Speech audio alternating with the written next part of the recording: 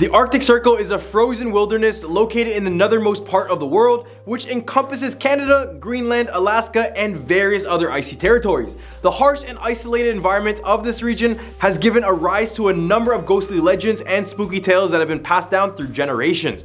From an entrance to hell to some of the most treacherous creatures, here are your top 10 scary Arctic Circle urban legends frozen in time. I'm your host Andrew, and let's get right into this. Number 10, the entrance to hell. The Kola super deep borehole is a remarkable feat of Soviet engineering, marking a time when the race to the depths of the earth was at its peak. Located in the northwestern region of Russia, the borehole is a collection of numerous holes that branch off from a central hole, with the deepest SG3 reaching a staggering 12,261 meters into the Earth's crust. Despite its depth, the diameter of the hole is no wider than a dinner plate.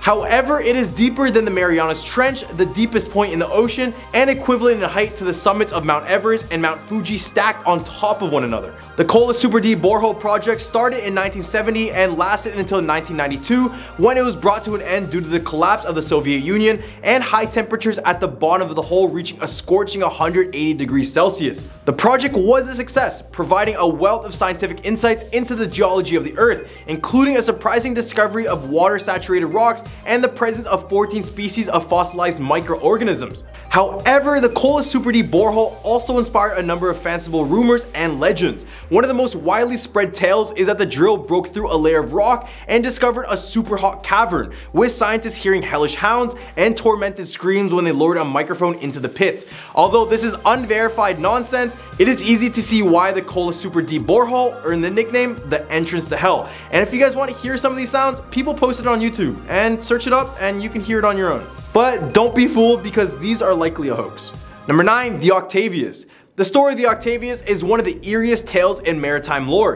In 1761, the Octavius set sail from the port of London, fully manned with a crew, the skipper, his wife, and his son, and cargo bound for China. The ship arrived safely in China loaded with goods for Britain, and then set off on its return voyage. However, the captain decided to take a detour via the notoriously treacherous Northwest Passage, which is a journey that had never been before accomplished. Unfortunately, the Octavius and its crew were never heard from again and were declared lost. Fast forward to October 11th, 1775, the whaling ship Herald was working off the coast of Greenland when it spotted a weather-beaten sailing ship. The crew of the Herald boarded the vessel and discovered a horror story. The entire 28-man crew was found frozen to death in their quarters, and the captain was seated at the desk with the ship's logbook open in front of him. The captain's wife and son were also found frozen to death on a bunk. The crew of the Herald was terrified by the discovery and fled back to their ship with just the first and last pages of their ship's logbook. According to the pages of the logbook, the Octavius became trapped in the ice of the Arctic, and the entire crew perished as a result. The crew of the Herald believed the Octavius was cursed and left it adrift, and it has never been seen again. Number 8, the Phantom Trapper. The Phantom Trapper is a legendary ghostly figure located in Labrador, Canada. He was a man named Sal Gillingham who made his living by trapping in the area. The story about him vary, but one version say that he became known as the Smoker for making and selling a potent alcohol from pine cones, sugar, and yeast. Another version paints him as a woman attacker who sold valuable furs and also made alcohol. Either way, he was caught by the Mounties and went to jail, but upon release, he started selling alcohol again in a white outfit made of white animal skins and white Qivittoq kegs. He met his end by either being shot, lost in a storm, or died from his own alcohol. The legend says that his ghost continues to drive his white dog team through the night in the Labrador area and is sometimes seen by people passing by. Some tales also suggest that he saves people who are lost in the blizzards, but they're unable to see him clearly. The howl of the wind in Labrador is sometimes accompanied by the sound of his dog team, and people still hear them but never really see clear tracks in the snow. Number 7, the Arctic Circle Hot Springs Resort. The Arctic Circle Hot Springs Resort, nestled in central Alaska, is a location with a rich history that is only heightened by the eerie occurrences reported by staff and guests alike. The 400-gallon-per-minute hot spring was first discovered in the 1890s by a prospector and eventually became the property of Franklin Leach in 1918. He and his wife turned the 320-acre estate into a resort with gardens, a restaurant, and various other amenities. However, after financial difficulties, the resort was forced to close in 2002. The stories of ghostly activity at the resort are intriguing, and they happened well before the place was closed down. A female ghost is sent to haunt the third-floor library, and kitchen staff reported hearing unexplained whistling noises when they worked there. A visiting teacher from California recorded an attempt to communicate with the late Mrs. Leach. sensing her presence and witnessing doors opening and closing on their own. Laverna Miller, who purchased the property in 1980, also experienced the chandelier swinging without any sort of explanation and spoke to guests who heard ghostly footsteps on the stairs during their stay. These spirits are known to be resistant to changes in the building, becoming even more active during construction, which they move objects or even bringing paintings to life. The resort was even visited by the Travel Channel Ghost Hunting series in 2012, where they discovered some pretty convincing evidence, so go check it out if you have the chance. At number 6 spot, we have Refusing to Leave.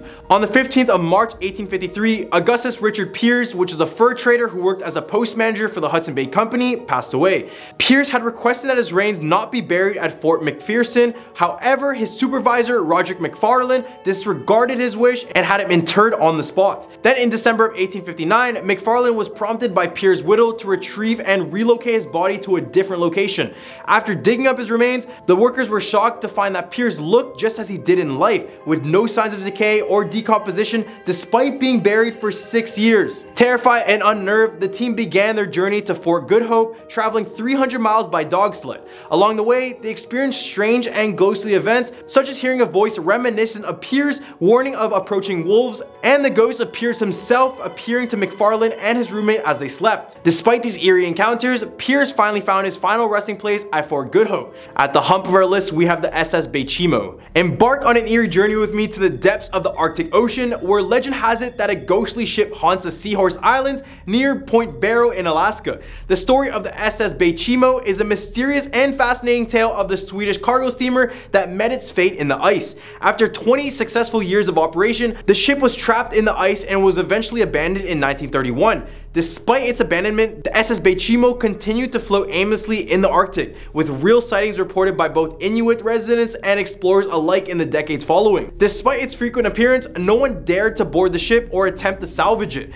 The ghost ship sightings were so frequent and credible that many continued to report seeing it as late as 1969. Despite a concentrated effort to locate the ship's wreckage in 2006, it was never found. Some even claim that the apparition of the S.S Baychimo still silently glides on the icy waters of the Arctic, a haunting reminder of its tragic past. And this is a story that will leave you captivated, because you're just wondering if the S.S Baychimo is truly a ghost ship, or it's simply a legend that has taken a life of its own. Number 4, a Qivittoq. A Qivittoq is a legendary, frightening being from Greenlandic folklore, often depicted as a ghostly man who lives in the mountains. The origins of the spooky tale stem from real-life practice of banishing criminals to the wilderness, where they were effectively doomed to die. This banishment was seen as a death sentence, as surviving alone in Greenland was nearly impossible. Those banished to the mountains were considered Qivittoqs and were believed to continue as ghostly beings even after their deaths. To many Greenlanders, Qivittoqs are very real and feared entities. One man explained a time when he was walking into the hills near his home in North Greenland,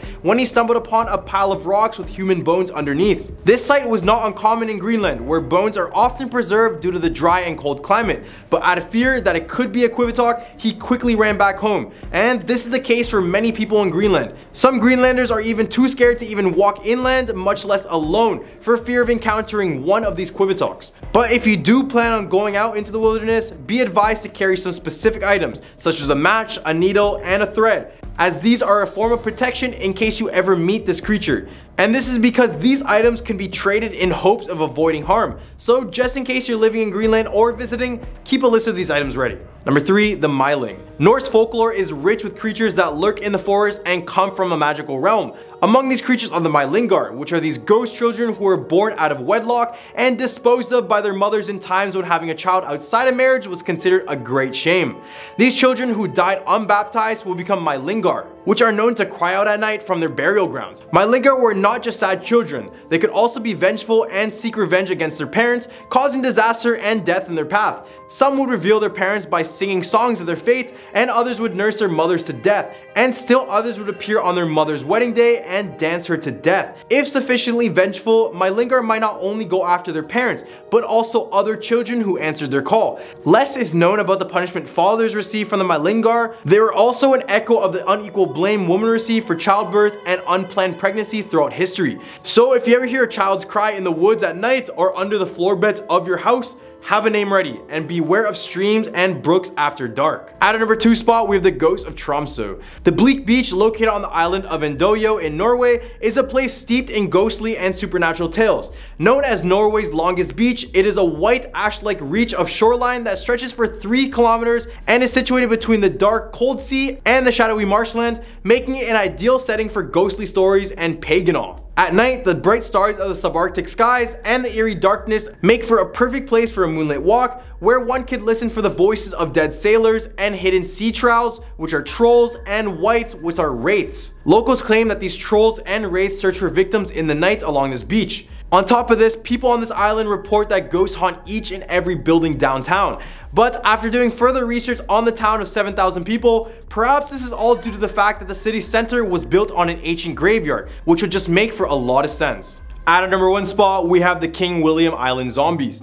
In the late 1840s, an Inuit community in the Arctic region of Canada witnessed one of the most unearthly and chilling visions in their land. A group of lurching figures appeared in the remote Arctic hunting camp near the southwest edge of King William Island with vacant eyes, blue skin, unable to speak, and barely alive. The Inuit, who were among the most isolated people on earth, knew of Europeans but had never met a white person.